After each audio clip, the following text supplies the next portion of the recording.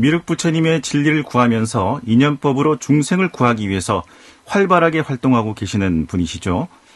포항 칠보산 해운사 주지 법광 스님 자리에 모셨습니다. 스님 안녕하십니까? 예, 반갑습니다. 스님, 포항 칠보산 해운사는 용화미륵 선불회의 총본산이신데요. 먼저 용화미륵 선불회가 어떤 불교 종단인지 좀 소개해 주시겠습니까? 예. 용화미륵 선불회는 회삼기일 대승각 덕현생 용화세계라는 종기를 바탕으로 해서 용화미륵 부처님의 불법을 연구하고 또 배우고 그걸 실천하는 종단입니다. 종단이고 대구 경북 지역을 편제로 해서 대구에는 덕정사가 있고 영주에는 수정사가 있고 영양에는 영양충송 지역을 관할해서 월정사라고 하는 직할교구가 편제되어 있습니다. 그리고 부산과 경남 지역을 대상으로 해서는 부산에 이제 남정사라고 있고 울산을 대상으로 해서 울산 포견이라고 그 울주군에 소재를 하고 있고요. 수도권을 위해서도 이제 서울에 이제 우이동 쪽에 서울 포견을 두고 있습니다. 그 총괄하는 이제 총본산이 이제 포항 칠보산 해운사로 자리를 잡고 있습니다. 그래서 용화미륵 선불회는 총 7개 교구로 이 편제가 되어 있습니다. 예. 7개 교구 사찰이 있고 또 직할 사찰이 있고 또 포교원이 따로 있군요. 스님께서는 용화미륵 선불회의 제2대 회종으로 알고 있습니다. 스님의 은사이시죠. 초대조사 공령대종사님 이야기를 좀 여쭤볼까 하는데요. 공령대종사님께서는 1989년에 여의도 63빌딩에서 열렸던 BBS 불교방송 설립 발긴법회에 참석을 하셨습니다. 그래서 불교방송 개국에 큰 역할을 해주셨는데 용화미륵 선불회 창건주이기도 하신 공령대종사님 어떤 분이셨습니까? 우리 앵커님을 통해서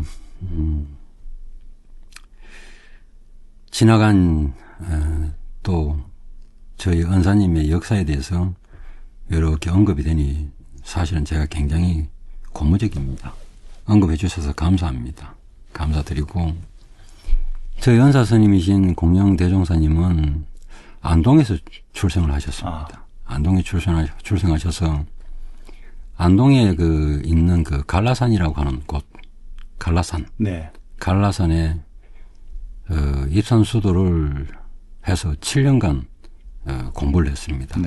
그 공부 끝에 깨달음을 정득하시고 현생을 정화시킬 수 있는 제일 좋은 방법은 가족불교와 생활불교를 이루도록 가르침을 내려야 된다라고 하는 당신만의 화두를 정하시고 실천행으로 삼았던 것이 현 사회의 사각지대에 있는 지체장애라든지 아니면 정신질환을 겪고 있는 분들 그런 분들을 많이 어여삐 여기시고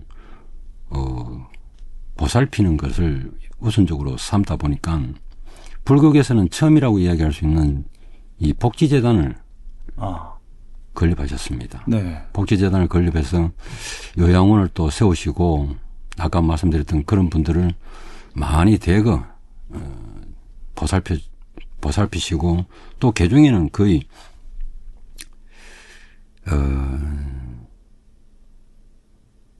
많이 치료를 받으시고 사회로 다시 복귀하는 분들도 굉장히 많습니다.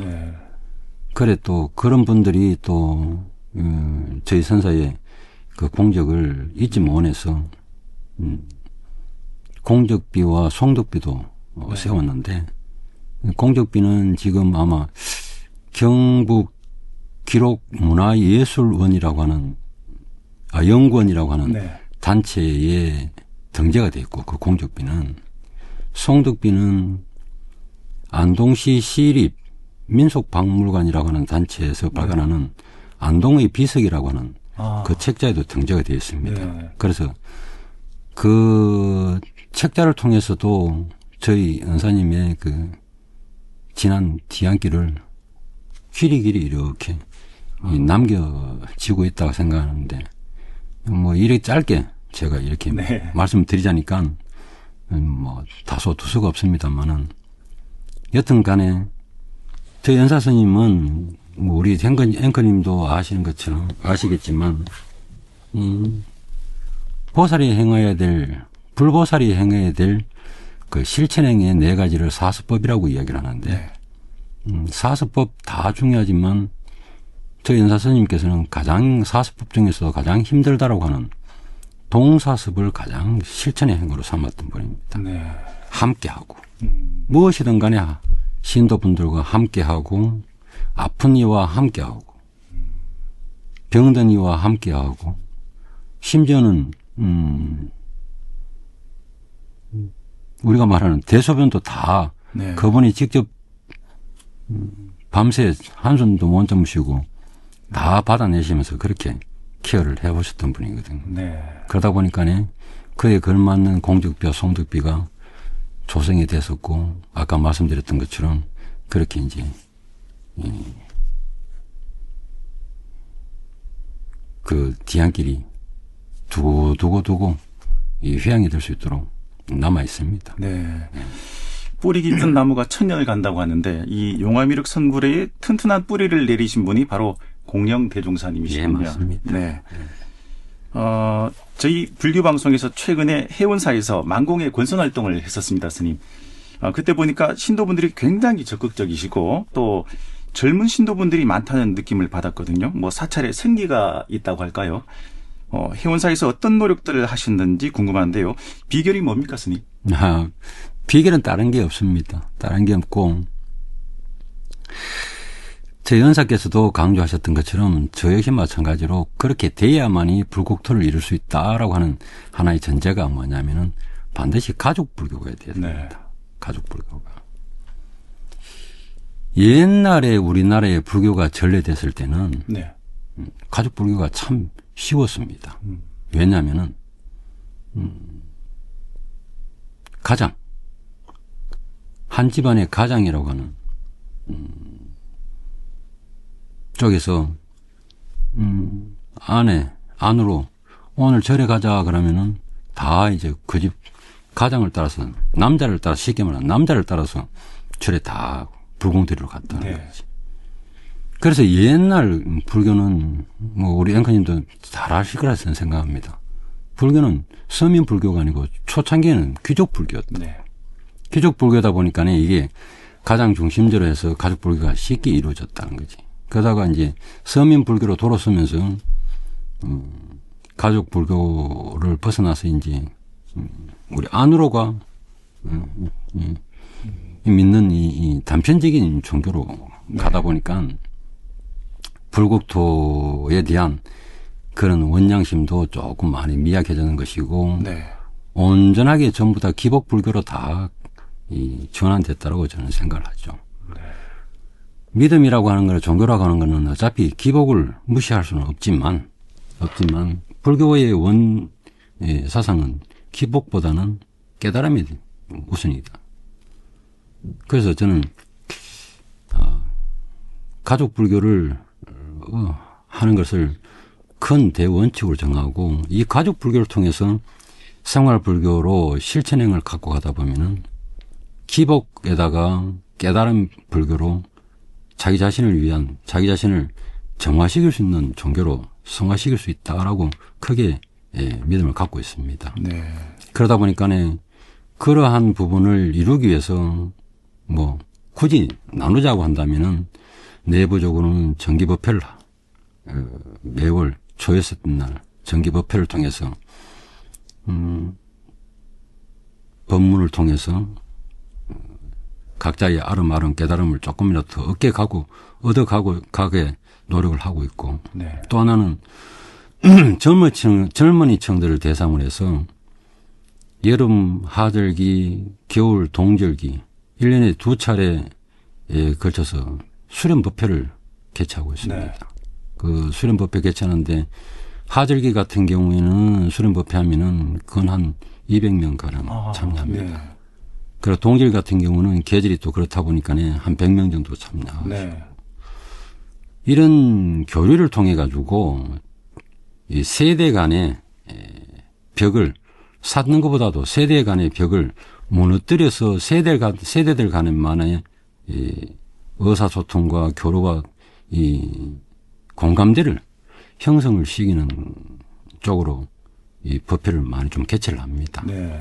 그리고 이제 외부적으로는 우리 성가람 국악단과 같은 젊은 층들로 구성된 성가람 국악단 같은 단체를 통해 가지고 대외적으로 예술 공연 활동을 하도록 또 자리를 만들어주고 네. 그러다 보니까 아까 우리 앵카님 말씀하셨던 어떤 노하우라기보다는 이 방법론들이 이제 저는 서로 교류를 하고 네.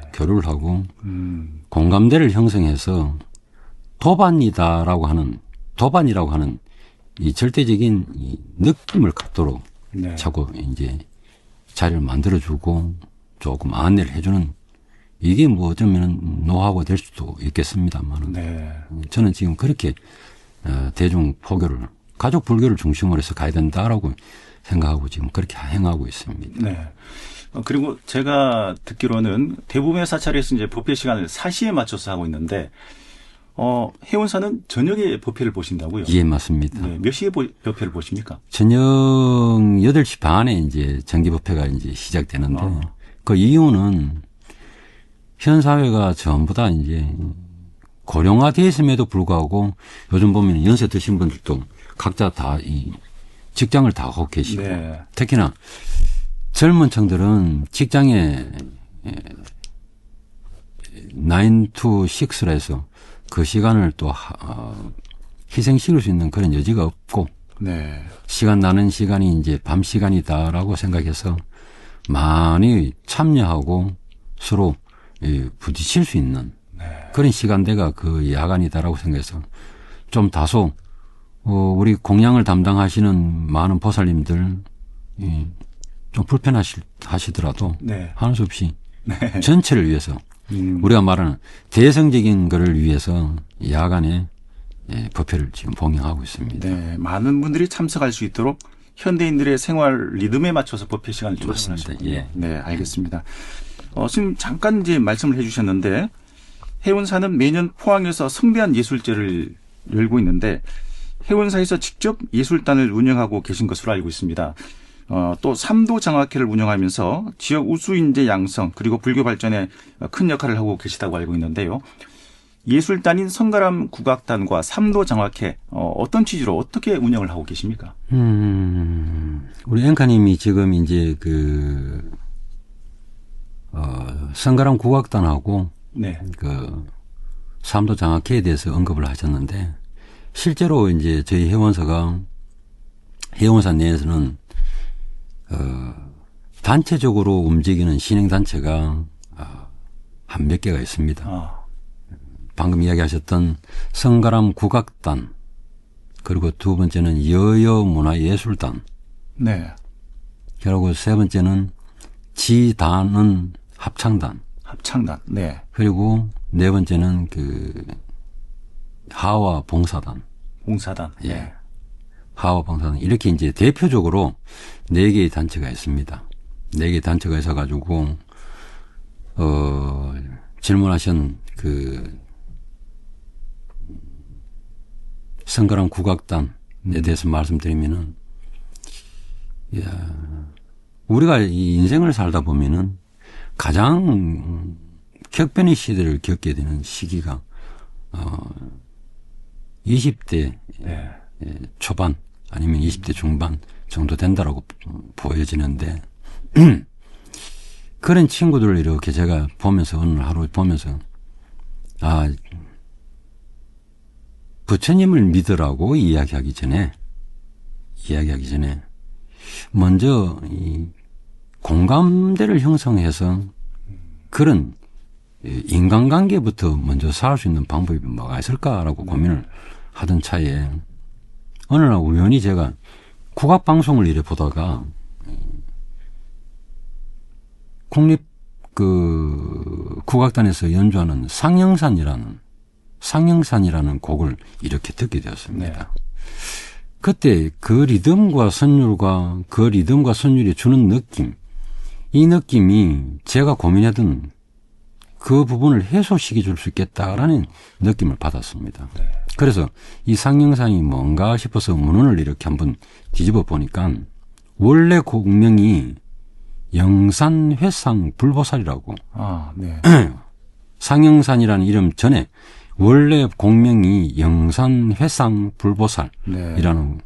이 곡명으로 되어 있더라고요. 네. 그래서 그 내용이 뭔가 싶어 좀 문을 다시 한번 보니까 부처님께서 영치산에서 중생들에게 슬법하는 그 장엄한 광경을 찬탄하는 곡으로 이게 작곡이 됐더라고요. 처음에는 이게 가사도 있었다더라고요. 네. 그런데 이제 시대가 변천이 되면서 흘러오면서 이 가사는 사라지고 이제 그 곡만 남아 있는데 옛날에는 이게 이제 궁중 음악으로 많이 이 거룩한 행사라든지 좀 성대한 행사 네. 이럴 때 많이 연주된 곡이라고 합니다. 그래서 우리 그때 이제 20대, 30대 초 있는 친구들한테 이거 우리 한번 해보자. 그래서 이제 38명으로 구성을 해서 네.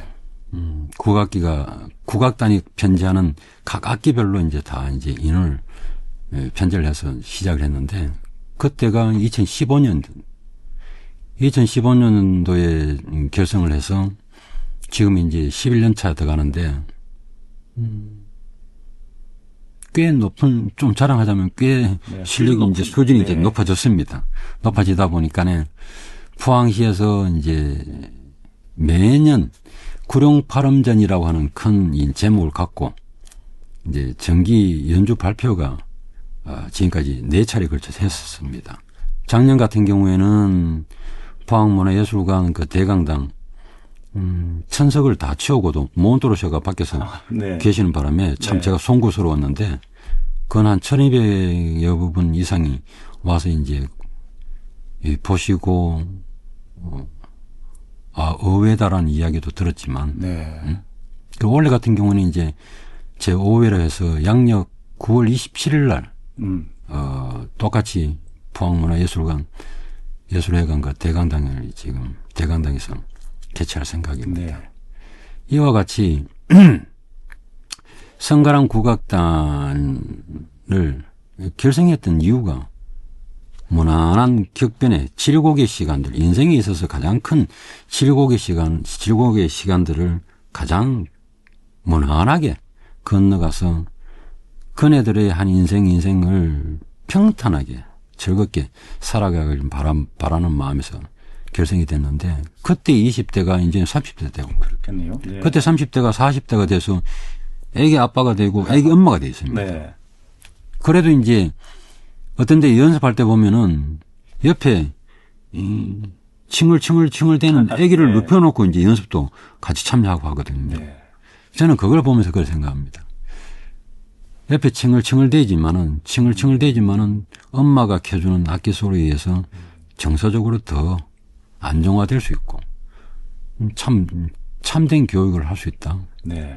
그런 만큼 우리 단원님들도 이 음악 연주를 통해서 현대 사회의 물질 문명이 너무 팽배해짐으로 인해서 네. 인의지 상강오륜의 인륜이 침해받는 그런 부분들을 이 음악을 통해서 회복시키고 불교에서 이야기하는 참된 나 자신을 찾아가는 네. 그런 남이 하지 않는 안 해도 되는 그런 고행을 관심으로 네. 또 즐거움으로 스스로 하고 있다라고 생각하면은 저한테는 참 이쁘고 자랑스러운 단체입니다. 네, 그렇군요. 그리고 삼도장학회는 저희 앞서서 잠깐 말씀드렸던 것처럼 저희 선생님께서 46년간의 그 중생 제도 이 길을 오시는 내내 봉사만 생각하시고 살아신 네. 일생을 보내신 분입니다. 그러다 보니까는 요양원하고 이 복지재단에 대한 부분으로 이 미처 당신이 하지 못했던 분야가 장학 사업 쪽입니다. 네. 그걸 제가 너무나 잘 알다 보니까 당신이 인멸에 되시고 난 다음에 장학 사업을 제자인 내가 이어받아야 된다. 어떻게든 성취시켜 드려야 된다. 라는 책임감으로 그 2009년도에 시작을 했습니다. 네. 시작을 해서 1년에 2차례 신년 그 할애 법회가 봉행되는 날 네. 그리고 저희 그 선대종 조사님의 그 탄신 봉축일이 음력으로 10월입니다. 네. 그때 저희들 그 봉축 다례제가 행사를 하는데 굉장히 크게 합니다. 제 나름대로 굉장히 크게 하는데 그때 또 한 번 장학금 지급을 해서 1년에 2차례 합니다. 네. 대상은 고등학생, 대학생, 석사 과정을 밟고 있는 대학원생, 그리고 박사 과정을 밟고 있는 대학원생, 네. 그리고 지역 단체에서 복지 사각지대에 놓여 있는 다문화 가정에 대한 자제분들에 대해서 지원을 요청한다든지 아니면은 지역 내에 있는 학교 내에서 성적도 우수하고 인성도 양호하고 네. 그래서 공부를 통해서 자기 인생길을 자기의 진로를 결정을 하려고 하는 친구들이 많은데 이게 복지법이 참 애매한 게 많더라고요. 제가 네. 공부를 해보니까. 그 복지 제도에 사각지대에 놓을 수밖에 없는 이 친구들이 참 많더라고요. 네. 그런 친구들을 이제 학교에서도 추천을 해서 선생님 좀 지원이 좀 필요할 것 같습니다. 라고 하면 이제 지원하는 그렇게 이제 장학제도를 이제 실제로 실행을 하고 있습니다. 네. 제가 삼도장학회 취재를 한 후배 기자 기사를 보니까 많은 사람들에게 또 장학금을 주고 있지만 장학금 규모도 굉장히 크더라고요. 뭐 불교계에서는 뭐 일회성 장학금 가운데는 최고 액수일 것 같은데 뭐 100단위로 알고 있습니다. 아, 그걸 굳이 이야기 안 하려는데 네. 그 대학생들은 한 친구당 네. 그 한 학기를 수업료나 등록비까지 다 좀 커버가 가능할 수 있는 범주 내에서 정하다 보니까 200만 원. 네. 그리고 이제 석사, 박사 과정을 밟고 있는 친구들은 300만 원. 네. 그러다 보니까 좀 여담으로 우리 깽커님하고만 이야기한다 그러면 한 1년에 네. 제가 쓰는 장학금만 한 5천만 원 가까이 됩니다. 그러니까 네. 이게 2009년도니까 지금 몇 년째고 16년 가까이 네네. 됐으니까 금액으로 생각하면 네. 엄청난 금액을 예. 장학금으로 지급하시군요. 네. 네. 스님 대단하십니다. 아니고 이렇게 이제 그 해운사가 활발하게 활동하시면서 또 지역사회에서 해운사의 위상이 날이 갈수록 높아지고 있는 것 같습니다. 포항불교 사업연합회 활동에도 우리 해운사 신도분들의 참여가 늘고 있는데요. 포항 지역 불교계의 방향이나 뭐 그 밖의 여러 부분에 대해서 스님께서 어떻게 생각하시는지 오늘 뭐 이 자리를 빌어서 한 말씀 좀 해주시죠. 제가 감히 참 제 이야기를 한다는 게 조금 주제 넘을 수도 있습니다. 왜냐하면 포항에는 참 대덕하신 덕망이 있으신 스님들이 참 많이 계십니다. 특히나 우리 그 포항 불교사업연합회의 회장 스님은 참 원만하십니다. 네. 원만하시다 보니까는 소통과 화합을 할 수 있는 다방면의 인프라를 많이 구축하고 계신 걸 제가 봤거든요. 네. 그러다 보니까 이제 지역뿐만 아니고 관내, 경북 도내 관내. 이 관내를 이제 벗어나서 이제 그 튀르키예 같은 경우, 네. 이 해외까지 이렇게 이제 포항불교사업연합회가 봉사 실천행을 할 수 있도록 이렇게 또 길을 열어가시면서 지금 그런 자비 보시행을 실천하고 있는데, 아마 원래는 더더욱이나 제 개인적인 생각도 그러하고 아마 불교계 계시는 성단 스님들도 대덕 스님들도 다 그렇게 생각하실 거라고 제가 생각하는데, 원래는 좀 더 봉사에 대한 부분을 좀 더 강조하고 그에 대한 책임감을 더 좀 가질 필요가 있다. 네. 그래서 포항불교사업연합회에 속해 있는 성단 스님들, 그리고 포항의 재가단체들, 네. 그리고 신행을 따라오시는 사부대중, 네. 신도분들, 이런 분들이 다 함께 화합을 하고 한 소통을 해서 이 봉사하는 부분에 대해서 더 많은 책임감을 갖고 지역 발전을 바라볼 줄 알아야 되고, 지역 발전에 부처님의 불법이 사상이, 자비 사상이 널리 홍법 교화될 수 있도록 그렇게 책임감을 가질 필요가 있다고 봅니다. 네. 어려운 이웃을 돌아보는 자비행에 좀 더 힘을 모았으면 좋겠다는 예. 말씀이신 것 같습니다. 네. 그리고 용화미륵 선불에서 낸 책을 한 권 봤는데요, 스님. 책 이름이 어이 자네 왔는가라는 책인데, 어떤 책인지 좀 소개를 해 주시겠습니까? 예. 오늘, 올라오기 전에, 우리, 연합 신도회장님 차 안에 보니까네, 해필도 있더라고. 네네. 그래서 제가 한번 갖고 왔습니다. 제목은 이런데, 우리 앵커님이 보시는 것처럼, 물결, 자네 왔는가, 네. 이건데, 책 제목이라고 하기보다는 저는 이렇게 우리 앵커님도 받아주셨으면 좋겠습니다. 아, 이게 자비고 사랑이네. 이 말이. 왜 그런 거 하면은, 저 연사 스님께서 생전에 바깥 속세의 생활에서 뛰던, 가슴이 멍든, 가슴이 아파서, 아니면 가슴이 어떤 일로 인해서 좌절하는 절망적인 가슴, 마음, 이런 거를 안고 그것을 조금이라도 내려놓기 위해서 사찰에 오시는 분들을 법당에 가서 부처님께 기도 많이 하시고 절 많이 하세요라고 말씀하시기 전에 네. 먼저 가셔서 저희 원사님 손이 정말 두껍습니다. 네. 진짜 두꺼워요. 그 두꺼운 손으로 그분 두 손을 이렇게 잡으시면서 어이 자네 왔는가? 이 말씀 한마디가 그분에게는 부처님일에 가서 3000배를 하는 것보다도 더 큰 묘약으로 다가가서 그분이 겪고 있는 상심의 마음들을 다 내려놓고 다시 사회로 다시 돌아가서 또 용기 내서 자기의 인생을 살아갈 수 있는 네. 그 모티브가 되었었습니다.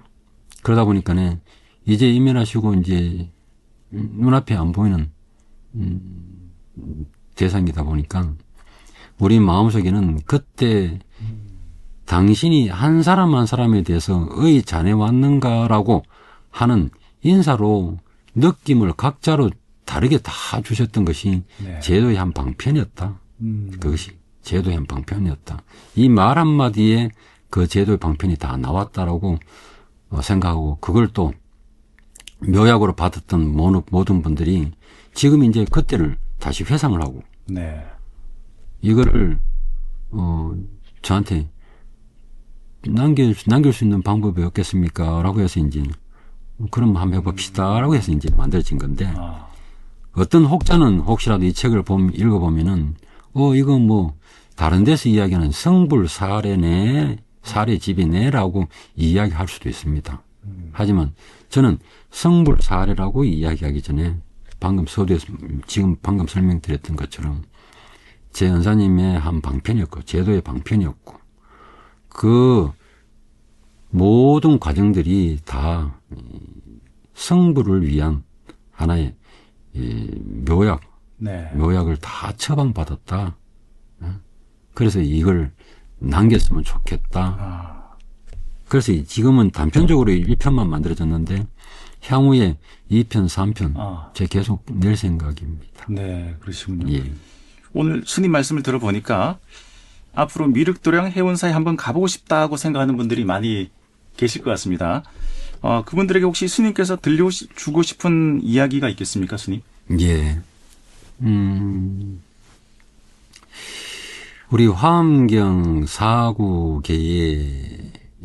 사구계가 약인용료지 삼세일체불 언간법계성 일체요심조라고 있는데, 지금 이 사구계는 우리 불자님들뿐만 아니고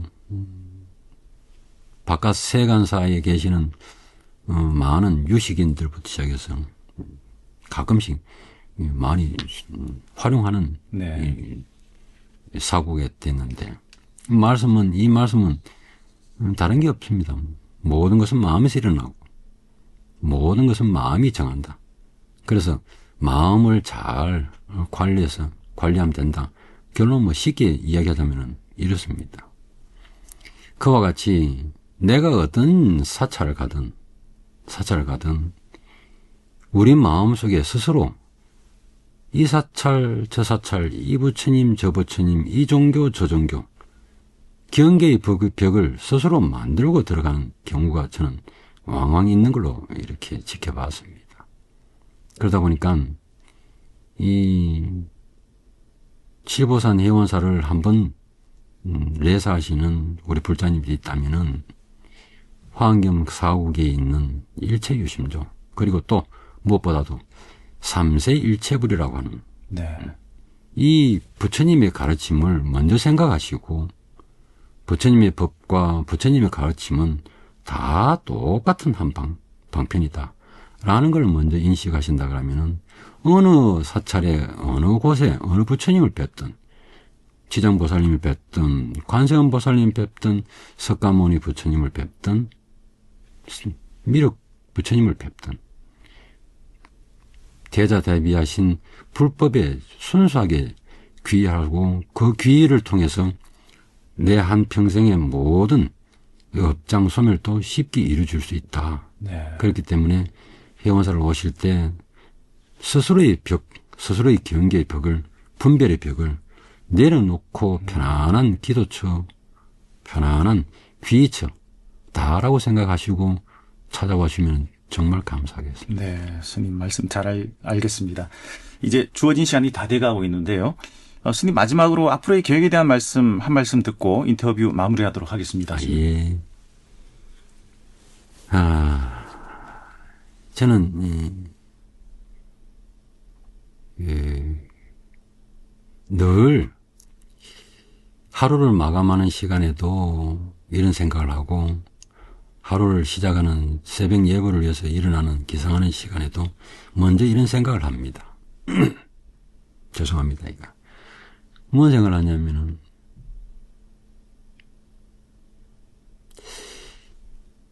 나는 채무자다라는 생각. 회원사 신도분들에 대해서도 빚을 지고 있는 채무자이고, 더 크게는 제 은사에 대해서 큰 평생의 빚을 지고 있는 채무자다라고 생각을 합니다. 그러다 보니까 이 채무자라고 하는 생각 끝에 저는 항상 다짐의 마음이 있는데, 더 많은 포교 활동을 해야 되겠다. 하나의 저희 바람이고, 앞으로 나가야 될 방향은 분명히 맞다는 거죠. 하지만 그 전에 제가 채무자라고 생각하는